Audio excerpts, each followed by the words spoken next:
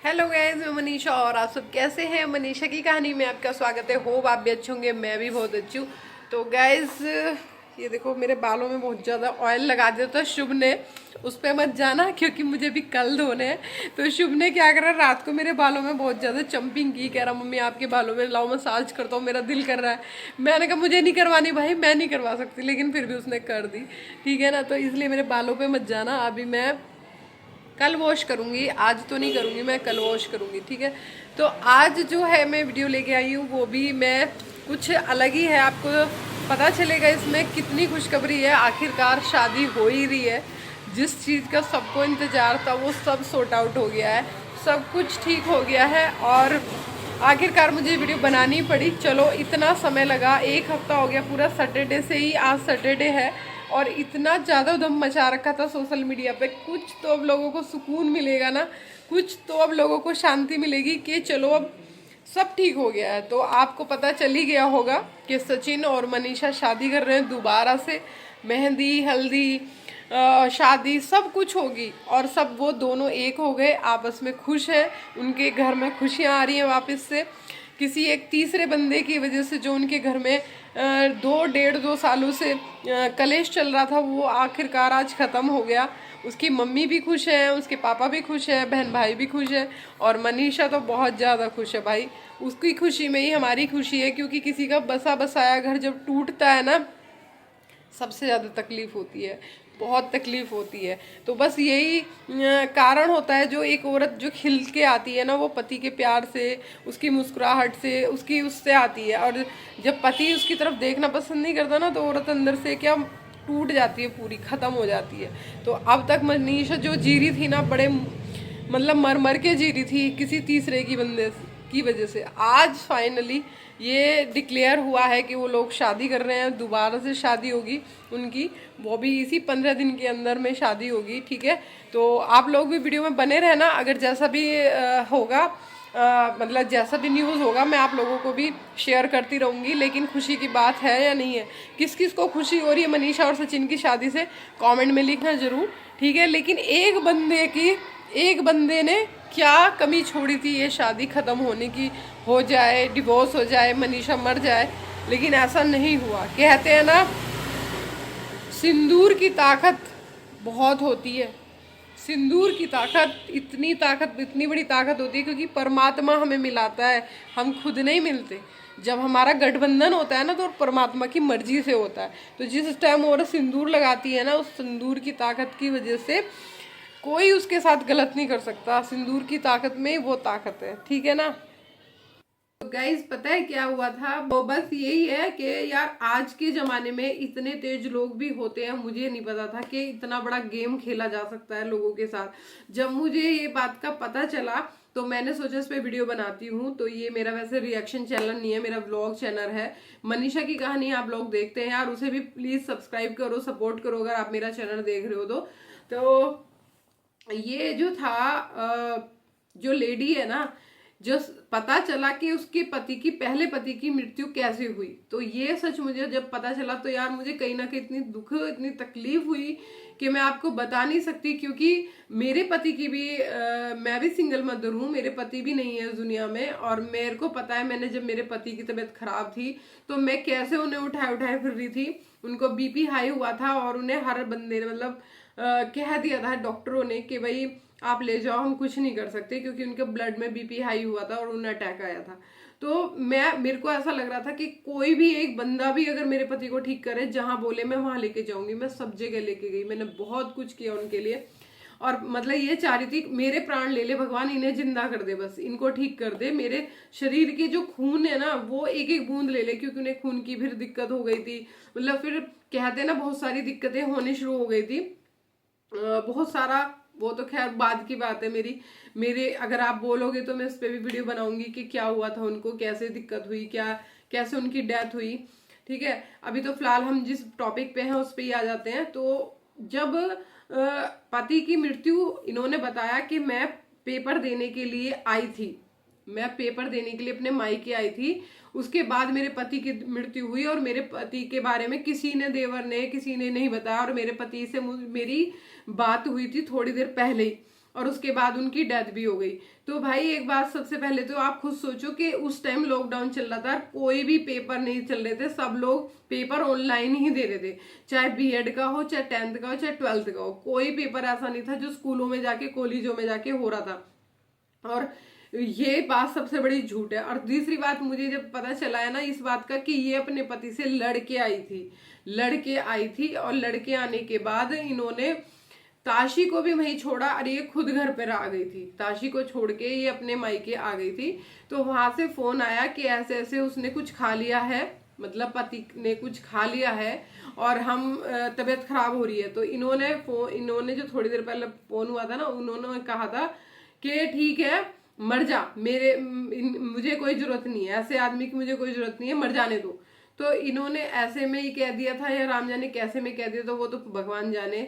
लेकिन जब उनकी डेथ हो चुकी थी तो इसीलिए इन्हें नहीं बताया गया। तो ये जब गई थी, जब उन्हें ले जा रहे थे तो 10 मिनट के लिए दूर से इन्होंने देखा था, इन्होंने मिट्टी को हाथ भी नहीं लगाने दिया था उनके मायके ससुराल वालों ने, क्योंकि इन्होंने उनके साथ व्यवहार बुरा किया था। तो जब ये कुछ दिन के लिए जैसे होता है डेथ के बाद 2-4 दिन के लिए ये घर पे रुकी, तो ये घर पे रुकी, इन्होंने सोचा अपना फिर शातिर माइंड यूज किया कि भाई अगर मैंने ये बात मेरे पे ना उल्टी लागू हो जाए, ये केस ना कर दे, क्योंकि उनका व्यवहार बदल गया। जिसके बेटे की डेथ हो जाती है उस माँ को, उसके भाई को, सबको दुख होता है ना कि एक औरत की वजह से हमारा भाई चला गया या बेटा चला गया। तो उस वजह से इन्होंने अपने कमरे में बैठ के, एक वीडियो वायरल बहुत हो रही थी कि आशीष तिवारी को केयरलेस की वजह से मौत हुई है, उन्हें डॉक्टरों ने मारा है, डॉक्टर की वजह से उनकी केयरलेस हुआ है। लेकिन केयरलेस डॉक्टर की वजह से नहीं हुआ था, तो इन्होंने अपने बचाव के लिए वो वीडियो डाल दी थी और तभी वो वीडियो वायरल हो गई थी और लोग, मीडिया घर पे आ गई थी। तो जब मीडिया घर पे आ गई थी तो इनसे मीडिया को इसलिए ही नहीं मिलाया जा रहा था। तो वो बेचारे लोग डर गए थे, ससुराल वाले डर गए थे, उन्हें ये लगा था कि ये कुछ भी कर सकती है, कभी हमें ही ना फंसा दे अब, ठीक है ना। तो इसलिए वो बेचारे चुप हो गए। आपने देखा था वीडियो में कि ये अपने ससुराल गई थी और ससुराल जाके कैसे कैसे अपनी चीजों को देख रही थी, जैसे बेचारेपन से, दुख से। अरे एक बात बताओ, जो घर में कमरा है वो कमरा आज तक खुला क्यों नहीं? क्योंकि इन्होंने खुलने ही नहीं दिया। ये अपने हाथ से उसे लॉक करके आई थी और उस लॉक करे हुए कमरे को इन्होंने किसी को खोलने का मौका ही नहीं दिया कि मेरी चीज है, मेरा घर है, मेरा कमरा है। तो भाई जब आप वहां रहते नहीं हो, इतने साल तुम्हें हो गए हैं वहां से हटे हुए, तो कोई भी यूज कर सकता है कमरा। ससुराल वालों ने क्यों यूज नहीं किया? तो इसका मतलब कहीं ना कहीं यही शातिर माइंड की थी। और कभी आपने देखा ये खाना अलग बनाती थी, ऊपर रहती थी, क्यों? क्योंकि इनकी किसी से बनती ही नहीं थी, इनकी सास ससुर से नहीं बनती थी, इसलिए उनकी रोटी नहीं बनाती थी। तो भाई शातिर माइंड ये बहुत टाइम से थी, सब लोगों के दिमाग पे इन्होंने पर्दे डाल रखे थे। और ये जो है कर्जा लेने में माहिर है। कर्जा, अभी मैंने एक वीडियो देखा था, किसी यूट्यूबर का ही वीडियो था, वो अग्रवाल है, गुप्ता है, तो उनसे भी इन्होंने यूज किया, उससे भी, और उसका पैसा यूज किया, और भाई साहब उसे फिर उसके साथ भी कुछ गड़बड़ की और उसे निकाल के बाहर फेंक दिया। पूना के हैं वो लोग। कितना मुझे सोच के ताज्जुब होता है कि एक बंदा इतना चालाक भी हो सकता है, एक औरत, वो भी एक औरत, जबकि कहते हैं औरतों में अकल ही नहीं होती। मुझ में ही नहीं अकल है, मैं तो सोचती हूँ मुझ में अकल नहीं है, मेरे को लोग 2 मिनट में पागल बना के चले जाते हैं। लेकिन एक औरत इतना दिमाग चला लेती है, ये कमाल की बात है भाई साहब, बहुत कमाल की बात है, ठीक है। तो अब जो है, जब अपना कहते हैं सब कुछ तुमने जमा लिया, सबकी अटेंशन ली, किसी के फंक्शन में जाना, वहां रोना धोना शुरू कर देना और खुशी वाले माहौल में सबको अपनी तरफ आकर्षित कर लेना रो धो के, ताकि ये लगे है बेचारी ये दुखी है। और भैया जो इनके चक्कर में आ गया ना, जो इनके चक्कर में आ गया, इनके संपर्क में आ गया, उसे बिना काटे इन्होंने जाने नहीं दिया। जब तक उसे अच्छी तरह इन्होंने काट नहीं लिया ना, जब तक उसे यूज नहीं कर लिया, जब तक इन्होंने जाने नहीं दिया उसे। इतना ज्यादा माइंड चलाती हैं अपना। और आज जब उन दोनों की शादी हो रही है, वो दोनों खुश हैं, तो कहीं ना कहीं ये भी प्लानिंग कुछ ना कुछ तो कर ही रही होंगी, कुछ ना कुछ तो चल ही रहा होगा इनके माइंड में भी। तो रात सब कुछ जब लाइव आके मनीषा ने अपनी बातें करी कि बताऊं तुझे, दिखाऊं तुझे, तो ऐसा लगा कि यार मनीषा में वापस से मनीषा जग गई है, वापस से उसके अंदर ना एक जीने का हौसला आ गया है। अब तक वो जो है ना डरी रहती थी, क्योंकि उसका पति उसके साथ नहीं देता था, उसे प्रताड़ित करता था। लेकिन आज जब उसके पति ने उसका साथ देना शुरू करा, तो वापस से उसमें हिम्मत आई है, ठीक है। और जिसने बनाया था तुम्हें, सच में जिसने बनाया था उसने ही बिगाड़ा है तुम्हें। जो बनाना जानता है ना वो बिगाड़ना भी जानता है। कुछ लोग एहसान फरामोश होते हैं, जब कहते हैं ना कि किसी से काम तो करवाना, उन्हें आता है, काम करवाया और फिर उसे दूर फेंक दिया निकाल के। तो इनका भी यही रूल था। इन्होंने उनसे काम तो लिया, खुद को यहाँ से यहाँ पहुंच गई, लेकिन फिर उन्हें निकाल के बाहर फेंक दिया। तो उसने क्या करा, उनने वापस से तुम्हें धरती पे लाके डाल दिया। कहते हैं ना घमंड एटीट्यूड कभी किसी का नहीं रहता। घमंड में भरी हुई औरत एक दिन जरूर टूटती है, जरूर टूटती है। तो इसलिए कभी किसी को घमंड मत करो भाई। और ठीक है, सबकी जैसे आपके माँ बाप होते हैं ना, उनकी इज्जत होती है, ऐसे ही दूसरे के माँ बाप की भी इज्जत होती है। दूसरे के माँ बाप को आप गाली बक रहे हो, उन्हें गंदी गंदी गालियां दे रहे हो, तो ये कोई सुन नहीं पाएगा। सचिन ने दिखाया था चैट में, कितना कुछ गाली बक रखी थी मम्मी के लिए, पापा के लिए।